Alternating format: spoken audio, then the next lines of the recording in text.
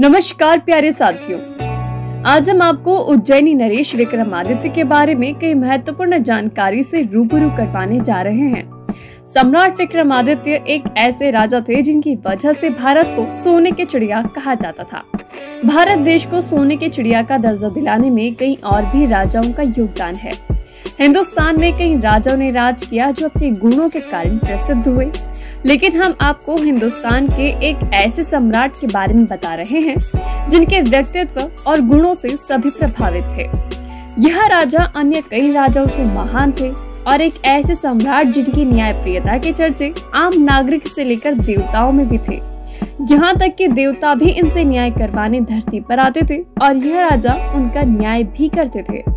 जी हाँ, चक्रवर्ती सम्राट महाराज विक्रमादित्य अवंतिका के राजा थे। राजा विक्रमादित्य का नाम विक्रम और आदित्य के समावेश से बना है, जिसका अर्थ होता है सूर्य के समान पराक्रमी। विक्रमादित्य के काल को कला और साहित्य का युग कहा जाता था। जनश्रुतियों के अनुसार कलिकाल के 3000 वर्ष बीत जाने पर 101 ईसा पूर्व सम्राट विक्रमादित्य का जन्म हुआ और विक्रम संवत के अनुसार विक्रमादित्य करीब 2288 वर्ष पूर्व हुए थे। नववाहन के पुत्र राजा गंधर्वसेन भी चक्रवर्ती सम्राट थे, जिन्हें महेंद्रादित्य गिर्दबिल्ला गर्दभेश के नाम से भी जाना जाता है। गंधर्वसेन के पुत्र विक्रमादित्य और भर्तरी थे। विक्रमादित्य की माता जी का नाम सौम्य दर्शना था और विक्रमादित्य का नाम विक्रम सेन भी था। राजा विक्रमादित्य ने गुरु गोरक्षनाथ जी से अपनी शिक्षा ग्रहण की थी और अपने गुरु से गुरु दीक्षा लेकर राजपाट संभालने लगे। आज उन्हीं के कारण ही सनातन धर्म और भारतीय संस्कृति बची हुई है। चक्रवर्ती सम्राट महाराज विक्रमादित्य अपनी प्रजा के कष्टों को जानने और राजकाल की पड़ताल के लिए साधारण वस्त्रों में या फिर भेष बदलकर अपने राज्य का भ्रमण भी करते थे। अपनी न्याय व्यवस्था को मजबूत करने के लिए हर संभव प्रयास भी करते थे। इतिहास में वे सबसे लोकप्रिय और न्यायप्रिय राजाओं में से एक माने गए हैं। कहा जाता है कि सम्राट विक्रमादित्य ने करीब 100 वर्षों तक राज भी किया था। उज्जैनी नरेश विक्रमादित्य के दानवीर, न्यायशील और तेजस्वी व्यक्तित्व की कीर्ति कथाएं शताब्दियों से जनमानस में प्रतिष्ठित है और जनश्रुतियों के अनुसार जब राजपाट छोड़कर राजा भर्तरी ने वैराग्य धारण कर जब राज्य को त्याग दिया, तब शकों ने कुशासन कर आतंक मचाया। तब विक्रम सेना ने शासन संभाला और सबसे पहले शकों को अपने शासन क्षेत्र से बाहर खदेड़कर उन्हें परास्त किया और मालवगण के महान योद्धा भी बने। विजय प्राप्त करने की स्मृति में सम्राट विक्रमादित्य ने 57 ईसा पूर्व में विक्रम संवत की शुरुआत कर अपने राज्य के विस्तार का आरंभ किया। हिंदू धर्म में इस दिन को एक पर्व के रूप में लिया जाता है। इसे नव वर्ष या गुड़ी पड़वा के शुरुआत के रूप में धूमधाम के साथ मनाते हैं। विक्रमादित्य ने भारत की भूमि को विदेशी शासकों से मुक्त कराने के लिए एक बेहतर अभियान चलाया। कहते हैं कि उन्होंने अपनी सेना का फिर से गठन किया और उनकी सेना विश्व की सबसे शक्तिशाली सेना भी बन गई थी, जिससे भारत की सभी दिशाओं में एक अभियान चलाकर भारत को विदेशियों और अत्याचारी राजाओं से मुक्त कराकर एक छत्र शासन को कायम भी किया था।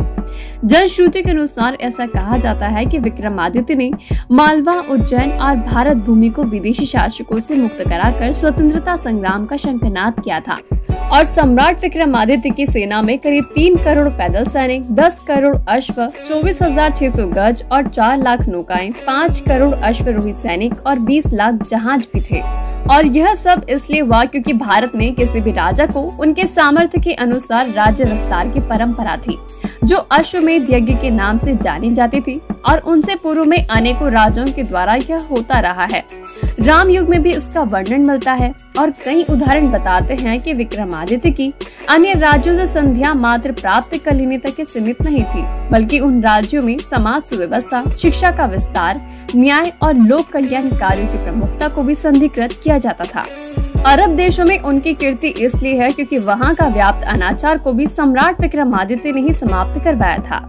सम्राट विक्रमादित्य भारत के महान शासकों में से एक थे। उन्हें एक आदर्श राजा के रूप में देखा जाता है। उन्होंने आर्यव्रत के इतिहास में अपना नाम अमर किया है और इनके पराक्रम की सैकड़ों कहानियां हैं, जिसे सुनकर लोगों को हौसला भी मिलता है। इन कहानियों के अलावा 2 और रोचक प्रसंग हैं, जो बेताल पच्चीसी और सिंहासन बत्तीसी की कहानियां भी महान सम्राट विक्रमादित्य से ही जुड़ी हुई है। इन कहानियों में कई अलौकिक प्रसंग सुनने को मिलते हैं, जिस पर आज के समय में यकीन करना नामुमकिन सा लगता है। परंतु इन कहानियों का मूल उद्देश्य जीवन में सफलता और सच्चाई का मार्ग ढूंढना है। ये एक ऐसे राजा हुए हैं जिन्होंने अपने समय को अपने नाम से परिभाषित किया है और आज भी इनके नाम से विक्रम संवत मनाया जाता है। राजा विक्रमादित्य का भारत के संस्कृत, हिंदी, गुजराती, मराठी, बांग्ला आदि भाषाओं के ग्रंथों में विवरण भी मिलता है। सम्राट विक्रमादित्य के गुणों की अनेक गाथाएं भारतीय साहित्य में भी मिलती हैं और विक्रमादित्य के सिंहासन से जुड़ी एक खास बात यह भी है कि सम्राट विक्रमादित्य का सिंहासन अतुलनीय शक्तियों वाला सिंहासन था, जो उन्हें भगवान इंद्र ने दिया था और सम्राट विक्रमादित्य के पश्चात यह सिंहासन लुप्त हो गया और उसके बाद यह सिंहासन राजा भोज के शासन काल में मिला। और जब राजा भोज ने इस सिंहासन पर बैठने का प्रयास किया, तब सिंहासन में विराजमान शक्तियों ने राजा भोज की योग्यता को परखा और अंत में उन्हें सिंहासन पर बैठने की अनुमति दी। सिंहासन 32 में इससे संबंधित कथाएं हैं। आने वाले वीडियो में हम आपको सिंहासन 32 की कहानियों से भी रूबरू कर पाएंगे।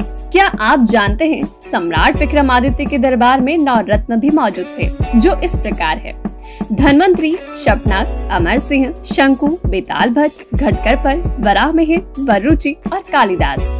ये 9 रत्न उच्च कोटि के विद्वान, कवि, गायक, गणित के प्रकांड पंडित थे और जिनकी योग्यता का डंका भारत में ही नहीं बल्कि विदेशों में भी बजता था। आने वाले वीडियो में हम आपको सम्राट विक्रमादित्य के नवरत्नों के बारे में भी विस्तृत जानकारी देंगे। तो आज ही हमारे चैनल को सब्सक्राइब करें ताकि हमारे आने वाले वीडियो का नोटिफिकेशन आप तक पहुंच जाए।